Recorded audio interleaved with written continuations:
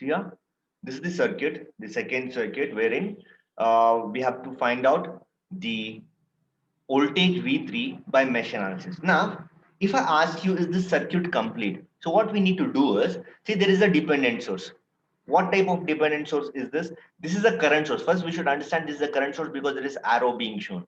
Okay. Then this particular current source is depending on current I1. Okay. So that means it is a current dependent current source.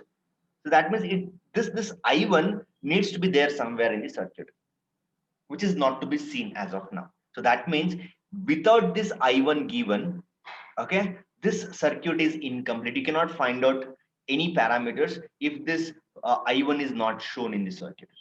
Get that? So without I1, this circuit is incomplete. So where is that I1 flowing? See this? So here is your I1 flowing. Fine. So let's have discussion before we proceed into our what? The solution.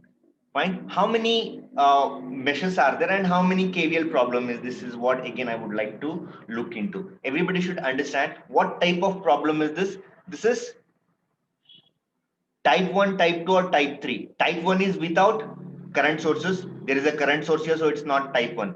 Type 2 is current sources should be there, but current sources should be on the boundary. That's not happening here. Okay, there is a current source, whether it is independent or dependent, let's not bother about it. Let's in general say it's current source. Since there is a current source in between the two meshes, okay, this is a type 3 problem, and type 3 problem is about super mesh formation.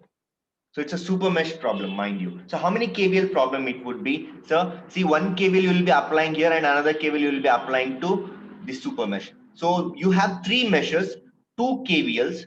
Okay, we need three equations. Two KVLs would come, another equation you would obtain by the what? The constraint equation. Understand? So since it is asked to find out V3, okay, so let's find out V3 by marking the mesh currents because it is asked by mesh analysis. Okay, since it is asked by mesh analysis, so we need to do that. Okay, now let's start with the solution. The very first thing that you would say is mark, let's not say I1 now. I1 is already used. Okay, so you need to be marking again IA, IB, IC. See that the mesh currents that you mark will not clash with the names that is already being used in the circuit. So it's just that the logic is just that. Okay, so mark, that's common sense also. Okay, so mark IA, IB, and IC as shown. Everybody mark, let me mark because anything can be your IB, anything can be your IC. Okay, so let's start from here. Everybody see this. Let this be our IA, the first mesh. Okay, so let this be our second mesh, IB, and so this would be your IC. Is everybody okay with this? There are three meshes, three mesh currents are formed. Now, since there is a current source, look at this. Since there is a current source between mesh 2 and mesh 3, what we can do? We can combine mesh 2 and mesh 3 to form a super mesh. So how do we need to form a super mesh? By the dotted line. So see here, see here. So we can form the super mesh by dotted path like this.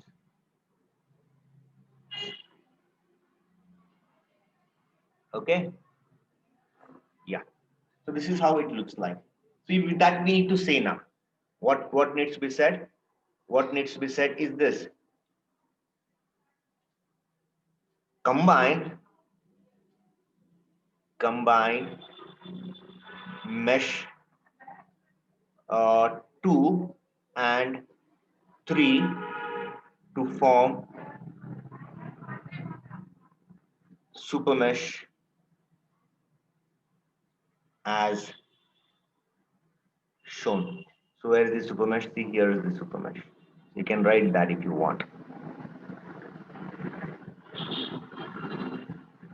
Okay. No current is known. We don't know any current because there are no current sources on the boundary. Okay, so by observation, we cannot write any current. But we can do one thing here. Since this is a super mesh problem, what is understood? What is understood? We need to write the constraint equation first. Okay, so let's write the constraint equation. Now, what is constraint equation telling you? The current source is there, right, in between the two meshes. So that current source needs to be written in terms of the mesh currents. Okay, so what is the current source? Current source is 15I1 is the current source. Okay, and this 15I1 is the combination of mesh currents IB and IC. Now, among IB and IC, which current is in the direction of 15I1? IC is in the direction of 15I1, whereas IB is opposite to this 15I1. So what we can do is this. The constraint equation would look like this. It looks like minus IB plus IC is equal to 15I1. What is the rule that we need to understand? This is just for your note. Okay, let all equations be in terms of mesh currents. In mesh analysis, this is what is the rule. Okay, this is what is the rule. So IB and IC are anyways mesh currents, but I1 is not a mesh current. I1 is a branch current, and branch currents are not good when we are doing mesh analysis. So what is I1 here? What is I1 here? See here. What is I1 in terms of the mesh currents? Anybody would like to say what is I1 in terms of the mesh currents? Okay, where is this IA flowing? This I1 is flowing through 10 ohms, right? Okay, where is this IA flowing? See here, this IA would flow through this 10 ohms. Okay, this IA would also flow through 10 ohms. See, people should not mistake when I say, when I write my IA only this much, you should not mistake that okay, it is not flowing here. No, it's flowing in the path that I'm showing you. See here, the path I'm showing you, right? So that is where your IA is flowing because this is your mesh. Okay, in that whole path this IA would be flowing. So the direction of I1 and the direction of IA are the same. So I1 is our IA. So I1 is our IA. So what we need to do, substitute I1 equal to IA. So this implies that our constraint equation would become what? Minus IB plus IC, okay, equal to 15 IA, or to bring this into standard form, what we can do is it's 15 IA plus IB minus IC equal to 0. This is your first equation that we have got by constraint equation, not by mesh, and I'm not by applying KVL, mind. Now we shall go. This is one equation. Let's keep that. That is something that we obtained by constraint equation. Now let's take mesh KVL at mesh 1. Understand that? So let's take KVL at mesh 1. Everybody, KVL at mesh 1. So how does it look like now? So let's start with the voltage source here. Here the voltage source is here.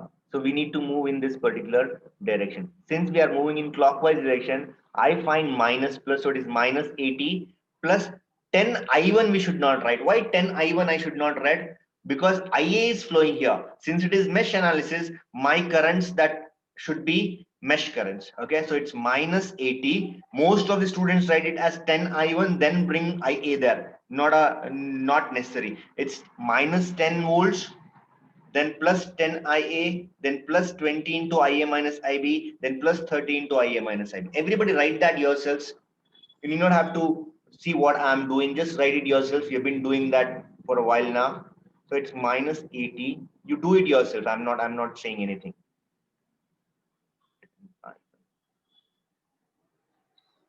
So it's not I1. See, it is not I1, mind you. It should be IA. 10 IA plus 20 IA minus, it's IA minus IB since we are operating in mesh 1. Okay, then plus 30 into IA minus IC. Okay, so this should give you 0. How many voltages you can see? There is 1 voltage, 2, 3, 4. So all this, there are 4 voltages, 1, 2, 3, 4. The algebraic sum of all these voltages should give you 0. Fine with that? Now, I'll just copy it and paste it in the place where it is supposed to be. What did I do? Yeah. Now,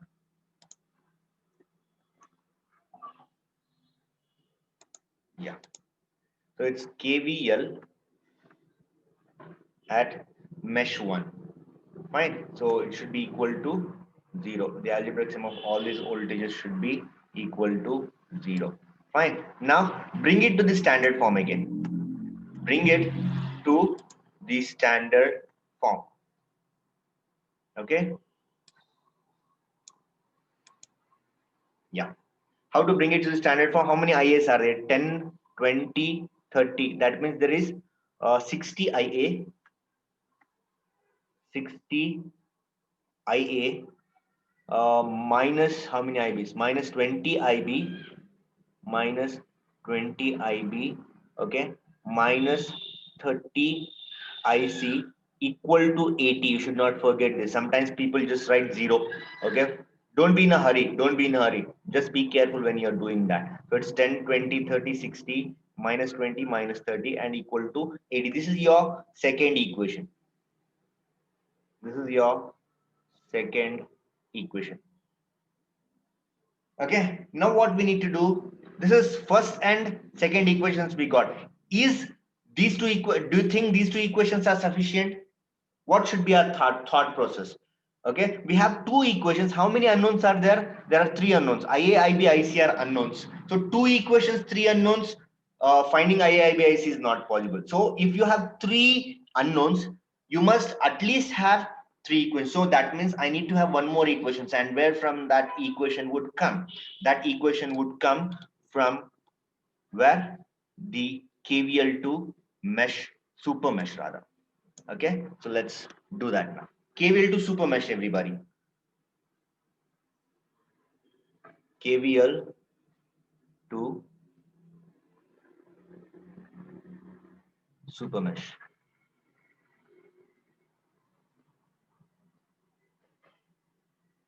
Okay, everybody start doing that. Let's see how you would do it. Yeah, let me start. KVL to super mesh. How many are there? You can count and you can just go on to do that. Now I'll start from that 30 ohms. Fine. So it's 30 into, in that it is IC minus IA. Fine. Then plus 20 into IB minus IA minus 30, because we are approaching minus sign of 30 volts, then plus 40 IC equal to 0.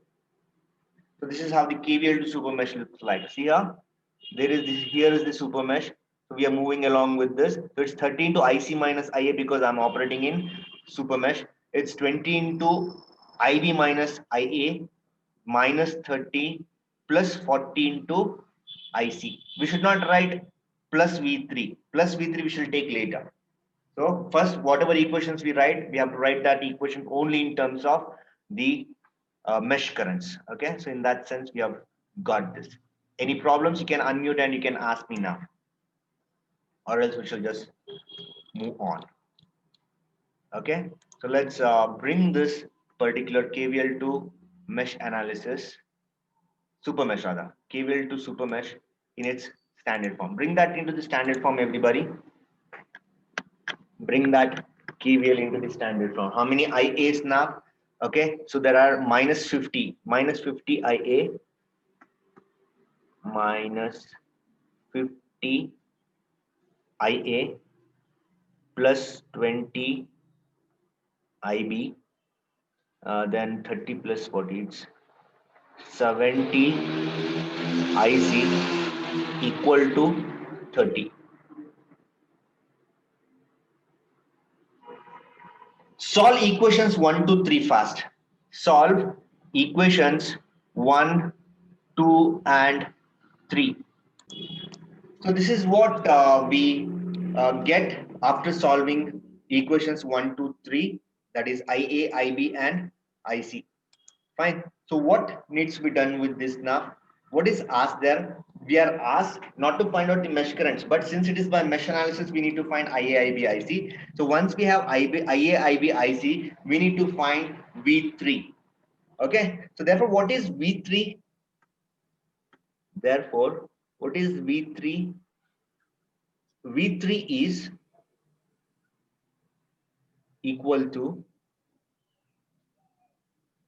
anybody? V3 is equal to what? It's because of IC flowing, and anyways that IC is approaching positive sign of V3, so it is 40 into IC. So it's 40 into IC. Okay, what is 40 into IC? Just calculate and let me know, everybody.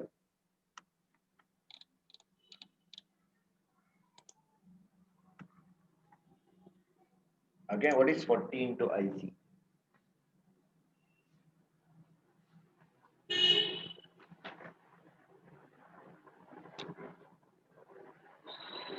How much is IC there? IC 40 into IC is 2.604. Anybody? 104.16. Yes. V3 is 104.16 is there? Okay. Yes, Since sir. it's Yes. okay, good. So this is your V3. Fine. So we have found out V3 by super mesh analysis. Everybody's okay with that?